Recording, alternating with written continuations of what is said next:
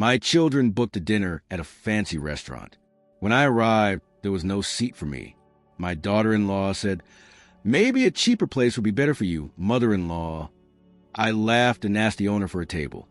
Because I was the owner, Margaret Russell had always been the kind of woman who moved through life like a soft breeze, never too loud, never seeking attention.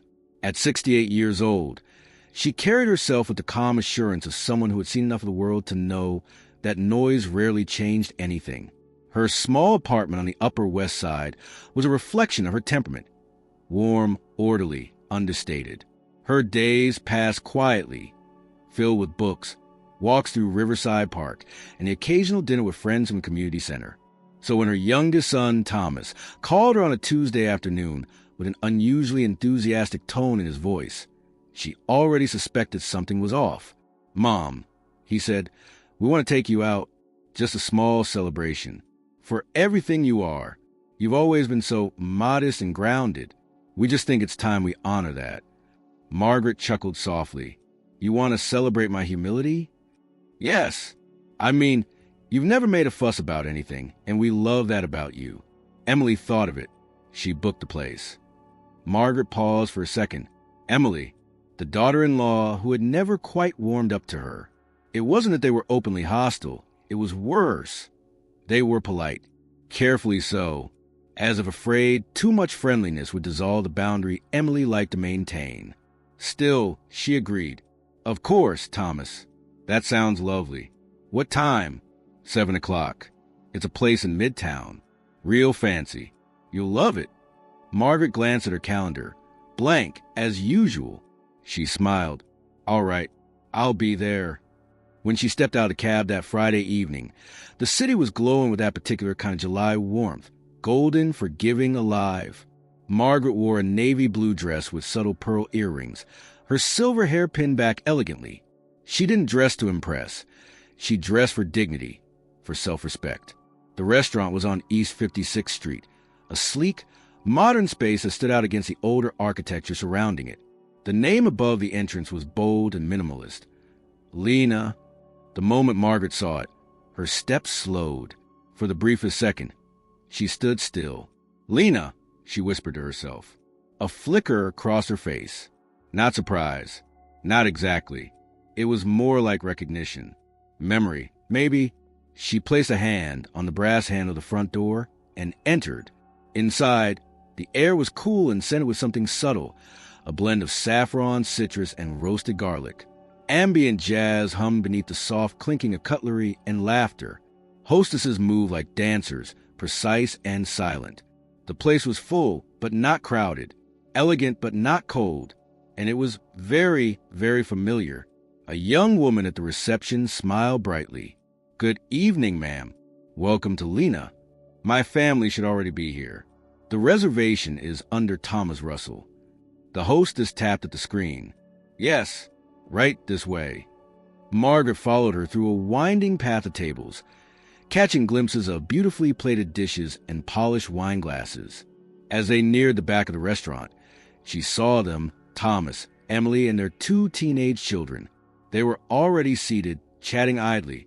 Not one of them looked up until a hostess cleared her throat. "Your mother is here," she said with professional warmth. Thomas stood awkwardly. "Mom, there you are." Margaret offered a smile and moved forward to greet them. She noticed that no extra chair had been set for her. Emily, arms crossed, eyes skimming over her mother-in-law's attire, gave a stiff nod. "We weren't sure you'd be comfortable in a place like this. It's a bit upscale." Margaret didn't flinch. "It's beautiful." Emily tilted her head. "Maybe next time, something more affordable. You know, simple like you prefer." Thomas chuckled nervously, trying to dissolve the tension with a half-hearted laugh. "Emily," he muttered, but the comment had already landed.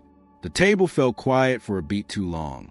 Margaret turned her gaze slowly from one face to another, all of them looking either sheepish or blank. Then, without a trace of bitterness, she said, "If you'll excuse me for a moment."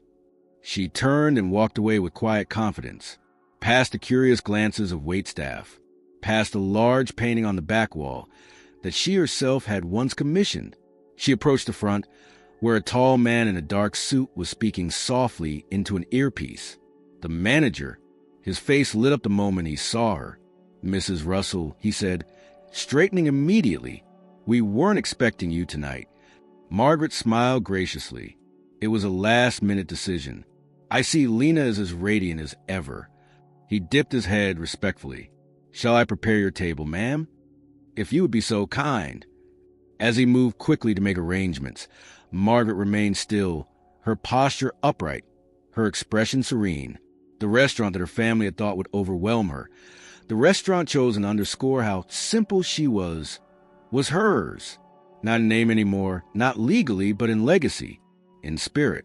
From across the room, Thomas watched the exchange, a puzzled look growing on his face. Emily leaned over and whispered, "Did she just call her Mrs. Russell?"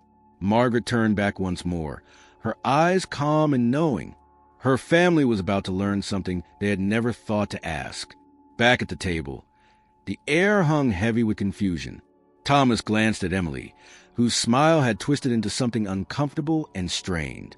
The children, both mid-scroll on their phones moments ago, now looked up with half-interest, sensing that the mood had shifted, though they didn't yet understand why. The tension had arrived subtly but settled firmly, and no one seemed willing to name it. Emily cleared her throat, her tone attempting cheerfulness but landing just shy of irritation.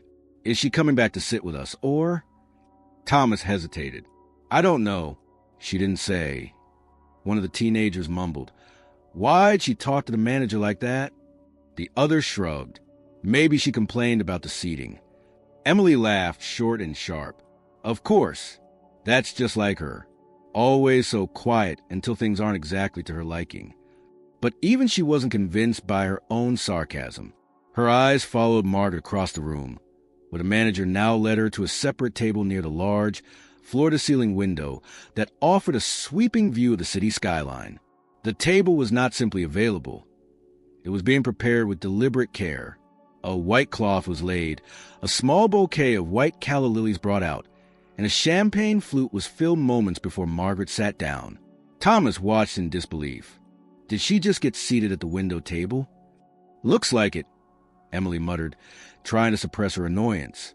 Maybe she knows someone who works here.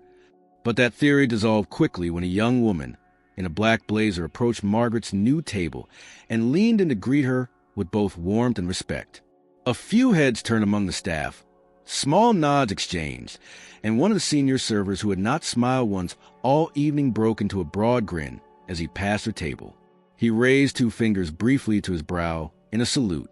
"Okay, something's weird," Thomas finally said. "This place doesn't treat regular customers like that." Emily crossed her arms. She probably used to work here or something. Maybe volunteered. She's always been into that community stuff. Before Thomas could respond, the same manager returned to front, speaking in hushed tones with the hostess. He motioned toward the kitchen and whispered something else before turning, catching sight of Thomas, and offering him a polite, brief nod, the kind reserved not for equals, but for guests who needed acknowledgement and nothing more. That nod only deepened the unease. Back at her own table, Margaret was perfectly composed. She had not once looked back toward her family. The champagne glass rested lightly between her fingers as she studied the city lights beyond the window. There was no smugness in her face, no overt display of satisfaction, only stillness, and something that bordered on serenity. She was not trying to make a scene. She simply knew where she belonged. A server approached her with a notepad and knelt slightly to her level, as if accustomed to this ritual. Margaret spoke softly, offering a few instructions, then handed the menu back. The server stood, bowed his head, and left swiftly. Moments later, Thomas stood. "I'm going to find out what's going on." Emily reached for his arm. "Don't make a thing out of it." "I won't," he said, already walking away. He weaved between tables until he reached the front desk, where he caught the attention of the manager, who greeted him with polite curiosity. "Excuse me," Thomas said, lowering his voice. "That woman you just seated at the window, that's my mother, Margaret Russell." The manager's expression shifted subtly, though not unpleasantly. There was a note of recognition now, even something close to reverence. "Yes, sir," he replied.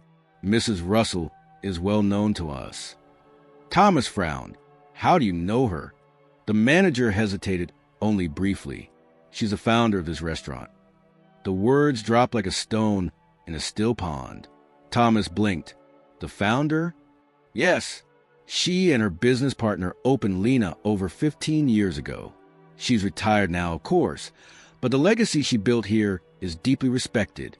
Most of our staff were trained under her philosophy, even if they never met her personally. To us, she's not only a guest, she's part of our foundation." Thomas didn't respond immediately. His brain reeled, trying to reconcile the image of his modest, retiring mother with this description of influence and authority. "She never told us." The manager smiled gently. "She rarely tells anyone. That's part of what makes her remarkable." Thomas returned to the table slowly, the words still echoing in his head. He sat down, visibly pale. Emily studied his face. "What happened?" He didn't answer immediately. The children leaned in. "She founded this place," he said, barely above a whisper. "She's not just someone who used to eat here. She created it." Emily's eyes widened. "That's impossible. She lives on a pension. She shops at discount stores. She's a founder, Emily," Thomas said, firmer now. "The staff here revere her. They call her Mrs. Russell like she's royalty." Emily leaned back in her chair, stunned. Her mouth opened, closed, then opened again without words. Across the room, Margaret took a small sip of her champagne, then glanced toward their table for the first time that evening. Not with triumph, not with malice, simply with awareness. She knew the truth had landed. Thomas sat still for a long moment, fingers nervously drumming the edge of his water glass, as if the contact might help him re-anchor himself in the reality he'd just been handed. Margaret, his quiet, unassuming mother, had been hiding a truth so large it made the very foundation of his assumptions tremble. Emily sat beside him, her usual coolness eroded by a strange cocktail of disbelief and confusion. The children exchanged glances, less affected by the weight of reputation, and more fascinated by the unfolding mystery of their grandmother's secret life. And through it all, Margaret remained at her table by the window, sipping her champagne, not demanding attention, not basking in it either. Simply being, as if the quiet gravity surrounding her had always been there, unnoticed until someone bothered to look. Eventually, Thomas stood again, but this time more purposefully. Emily said nothing to stop him. He crossed the restaurant slowly, passing by servers who all, without exception, nodded respectfully as he passed. When he reached his mother's table, she had already turned her gaze to meet his, her expression unshaken. "May I sit?" he asked. "Of course," Margaret replied calmly, motioning to the chair across from her. He sat down, trying to find the right words. There weren't any that felt appropriate. "Why didn't you ever tell us?" he asked finally, his voice barely above a whisper. She tilted her head slightly, as though the question were expected, yet still a bit sad. "Tell you what exactly? That your mother had a career? That she built something? That you founded this place? That all this," he gestured vaguely at the restaurant's refined interior, its flawless service, "came from you?" Margaret paused. "You and your brother always thought of me as someone simple, didn't you? Someone content with a quiet life. And I am. But that never meant I didn't have something of my own." Thomas leaned back, struggling to match this poised woman with the image he had carried his whole life. "But you never acted like you owned anything. You lived like..." "Like what?" she asked, not unkindly. "Like someone who would need to show off? Someone who found fulfillment in silence rather than applause?" He winced. "I didn't mean it like that. He stopped, swallowed, then said more softly, "I feel like I've never really known you." Margaret's expression softened. "No, Thomas. You knew me, just not all of me." He blinked slowly, absorbing her words. After a long pause, he asked, "Did Dad know?" Margaret smiled faintly. "Of course. He supported me when no one else believed a woman with no formal culinary degree could advise some of the finest kitchens in Manhattan. I used to take you boys to cooking classes on weekends. Do you remember? I thought you just liked to cook." "I did, but I was studying, building Behind those recipes and test kitchens was strategy, design, people management, negotiation, and later, ownership. A server approached with a steaming dish placed carefully before Margaret, an intricate plate of roasted duck with blood orange glaze and rosemary-infused polenta.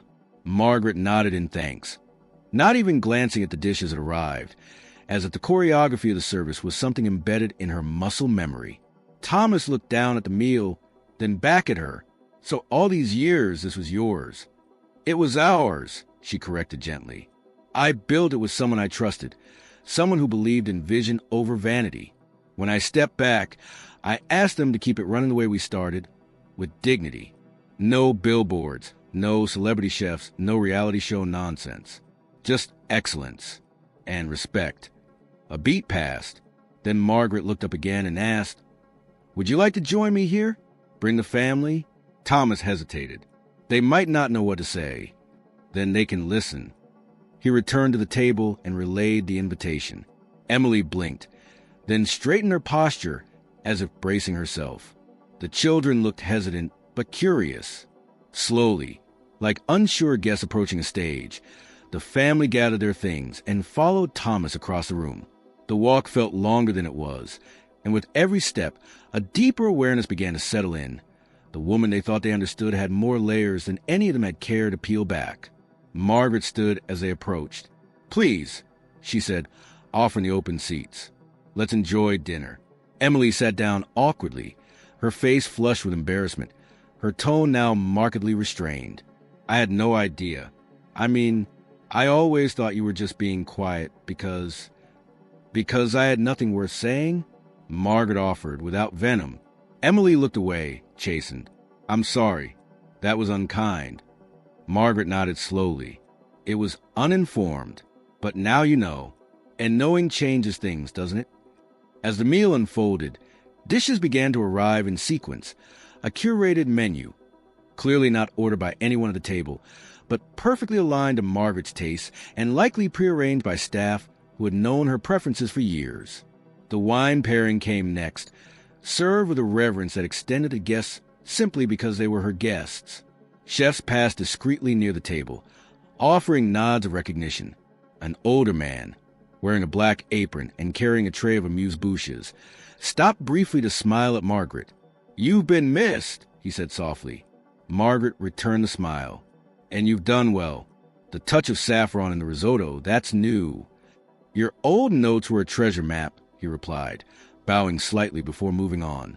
The table sat in a silence now different from the earlier tension. It was a silence of realization, of minds recalibrating.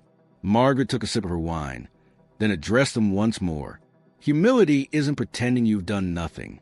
It's choosing not to shout about it. I chose peace, but that doesn't mean I've never held power." And as the city lights flickered beyond the glass, the family sat back in their chairs, unsure of how to continue pretending that they understood the world, or each other, the way they had just hours before. The table, now fully gathered and slowly acclimating to its elevated place within the restaurant's hierarchy, began to shift in tone. At first, the silence that had fallen over them felt like shame clinging to their shoulders, heavy and awkward. But as Margaret continued to engage calmly with the staff, exchanging remarks in a tone far more familiar than anyone at the table expected, something else began to rise. Curiosity. It was most visible in the children, whose glances toward their grandmother evolved from confusion to something that resembled admiration. The idea that someone they casually dismissed as a quiet, unremarkable pensioner had once ruled the floor of one of Manhattan's finest establishments did not compute easily. But there she was, poised and unflinching, speaking to sommeliers with the ease of someone who had once trained them. Emily, who had spent the better part of the evening nursing her discomfort behind polite smiles, finally leaned forward. Her voice was tentative, but her pride no longer had the strength to shield her from the truth. "I want to say again, I didn't know about any of this. I assumed." "You assumed I had little to offer," Margaret said plainly, not with resentment, but with a clarity that cut straight through the air. "And I don't blame you for that. Assumptions are the currency of those who never ask questions." Emily's face colored, her eyes briefly darting toward Thomas, who had grown uncharacteristically quiet beside her. "I was wrong," she murmured. "Yes," Margaret replied, but then added, "and perhaps now you'll be more interested in asking before judging." It was not said to wound, but to educate, not a scolding, but a challenge. Emily nodded, unable to reply. One of the grandchildren, Sarah, finally broke the silence with an innocent but loaded question. "Grandma, why didn't you ever tell us about this? About the restaurant, the people, all the stories?" Margaret smiled, and this time it reached her eyes. Because some things grow best in the shade. When you work in an industry where everyone wants their name on the door, sometimes it's better to let the name be the work itself, not the ego behind it. "But didn't you want us to know?" The girl pressed. "I wanted you to know kindness, grace, and that sometimes the most powerful people are the ones who never need to prove it." She paused, considering her next words. "There were years when I thought I might share with you all, but every time I opened the door, I heard so much talk about what Grandma doesn't understand or how I'd never been in the real world. And so I let you believe what you needed to. I let you think of me as simple, because that's what made you comfortable." Emily exhaled slowly. "That must have been exhausting." "It was peaceful," Margaret corrected, "but not painless." As the second course arrived, a delicate arrangement of grilled halibut on a bed of black rice with lemon thyme vinaigrette, Margaret turned to Thomas. "Do you remember when you were little and used to bring me sketches of restaurants you designed someday?" Thomas looked surprised. "Barely. I think I was 10. You used to draw entire floor plans on the back of your math homework. Booths in the corners. A stage for music. You said you'd call it Tom's Kitchen. I never forgot that." He laughed faintly, and for a moment the tension eased. "That was a long time ago. You were creative. You still are. You just stopped believing that kind of dream was serious once you grew up. Reality does that to people. And so does expectation," she said, "especially when it comes from family." Thomas stared at his plate, then finally met her eyes. "Did you ever resent us for not knowing?" Margaret shook her head slowly. "No. But I did wonder if I'd raised children who valued humility so much that they mistook it for weakness." There was no accusation in her tone, only reflection. She spoke like someone who had long since processed a hurt and come out on the other side with perspective. The remainder of the dinner moved forward with a new kind of stillness. Not the silence of discomfort, but the attentiveness of people finally beginning to listen. Margaret shared stories from the early years. Late nights testing menus, saving every penny to buy out her share from a disinterested investor, the quiet pride of watching a dining room filled with guests who returned not for glamour, but for something authentic. She spoke of her partner, a stern but brilliant Argentine chef who taught her discipline and precision. She spoke of her first big break, a restaurant in Queens that she helped transform from a greasy diner into a rising star, and the joy of knowing she had given jobs to people who had once been told they would never belong in fine dining. At no point did her stories veer into bragging. Everything she recounted was laced with detail, memory, even loss, moments that shaped her but never defined her identity outside her own terms. It became clear to everyone at the table that this was not merely a grandmother with a secret past, but a woman of vision who had never needed validation to live with purpose. The final course arrived, a chocolate torte with hints of sea salt and raspberry coulis. And as the plates were cleared, the sommelier returned with a small bottle in hand. "A gift from the cellar, ma'am," he said to Margaret. "A 2004 Syrah you kept for special guests." Margaret blinked, surprised. "I didn't know that was still here." He smiled. "It's been waiting for the right night." She glanced around the table, and for the first time that evening, her expression changed. There was emotion now, deep and raw, but she held it with dignity. She nodded to the sommelier. "Then let's pour it." And so, glasses were filled with wine that had waited quietly in the dark. Just like her truth, aging, deepening, growing more complex with time. As they raised their glasses, no one needed to say what had shifted. It was understood. Margaret had not only reclaimed something they had overlooked, she had offered it back to them with grace. The past, long forgotten or ignored, had arrived at the table with every right to stay. The wine settled into glasses with a deep, velvety hue, and the room around him seemed to pause, if only for a moment, as though the act of pouring from that long-forgotten bottle marked not merely the end of a meal, but the beginning of a reckoning. Margaret raised her glass gently, eyes surveying each face at the table. Her son still processing the layered truth of who his mother had always been, her daughter-in-law quietly reevaluating the assumptions she'd mistaken for clarity, and the grandchildren absorbing a reality that made the image of their grandmother suddenly richer, more intricate.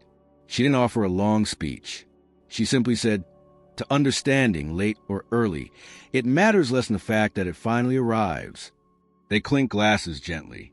For the first time that evening, it wasn't ceremony or habit, but something else, a small collective surrender to truth. Conversation slowly reignited after that.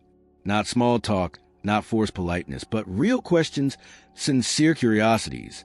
Emily, still cautious but shedding the brittle defensiveness that had earlier characterized her tone, leaned in and asked, "Did you ever think of reopening another place? Something newer? Something in your name?" Margaret smiled. There were offers, investors, even a few television producers at one point. But that was never my goal. I never wanted fame. I wanted excellence and peace. Besides, once I realized this place could stand without my daily presence, I felt something I hadn't in years: freedom. Thomas turned to her, a hint of admiration now softening the years of quiet dismissal he'd unwittingly carried. "You built all of this and then just let it go?" Margaret nodded. "Because legacy isn't about clinging. It's about building something solid enough to last when you're no longer holding it up." The staff, more relaxed now that the meal was winding down, occasionally passed by to offer their respects. One young chef, barely older than the grandchildren at the table, asked shyly if she'd be willing to visit the kitchen before she left. Margaret promised she would. The mention of her name in the open, no longer needing to be shrouded in anonymity, felt less like an unveiling and more like a reunion between her and the life she had once walked away from and now revisited not with regret, but with calm detachment. The grandchildren, who had initially seemed restless at the idea of a formal dinner with family, now leaned into moment, asking questions about recipes, chefs, the strange elegance of the restaurant's atmosphere. Margaret shared stories in pieces, deliberately never turning the evening into a soliloquy. She had no desire to dominate the space. Instead, she guided the conversation like a seasoned conductor, allowing others to speak, to explore, to grow into the moment. The mood had turned entirely. Laughter found its way into the air again, not forced, but natural. Even Emily, whose earlier comments had come from a place of poorly disguised superiority, now engaged Margaret not as an outsider, but as someone genuinely eager to understand. "I think I always assumed that being humble meant not having anything worth hiding," she said, almost to herself. "But I realize now I've been equating silence with simplicity." Margaret regarded her for a long moment. Silence is rarely simple. Sometimes it's the most complicated thing we offer others. Emily nodded. "Well, I have a lot to think about." "You're not the only one," Thomas added. "I keep thinking back to all those holidays where we asked you what you've been up to, and you just say, 'Oh, nothing exciting.' And we just accepted that. Because that was enough for you," Margaret replied gently. "People only push for answers when they believe there's something worth knowing. You thought you already had me figured out." That stung, but no one protested. They knew it was true. A few moments later, a group of 3 chefs emerged from the kitchen and approached quietly. One, clearly more senior, addressed Margaret with cautious warmth. "We're finishing up the plating for the night. Would you like to come see how the new layout is working?" Margaret glanced at her family. "Would you all mind if I stepped away for a bit?" Thomas gestured for her to go. "Of course not." She stood, moved with the same grace that had defined her every motion that evening, and followed the chefs toward the kitchen, leaving her family to sit with the echo of her absence, which, for the first time, did not feel like a void but a space filled with presence. Back at the table, the family watched the kitchen doors close behind her. No one spoke right away. Then one of the grandchildren said, "She walks like she owns the place." Emily laughed softly. "Because she does." Thomas leaned back, finally smiling, not out of amusement, but a kind of awe. and we've been treating her like a woman who needed our charity. The moment hung in the air, dense with reflection. Later, when Margaret returned from the kitchen, cheeks faintly flushed from the heat and the energy of reunion, she found her table as she had left it, but the people in it had subtly changed. They stood when she approached, not because etiquette demanded it, but because they now understood who she was, not just in reputation, but in essence. As she sat, Thomas raised his glass again, eyes bright with humility. To you, Mom, not for what you built, but for how you carried it. Margaret inclined her head. To learning, at any age. And the glasses met again, gently, reverently, not just in toast, but in quiet recognition. The evening had shifted them all, not into new roles, but into truer versions of themselves. Margaret had revealed nothing for approval, demanded nothing in return. She had simply let the truth breathe, and in doing so, gave everyone around her the space to finally see what had always been there.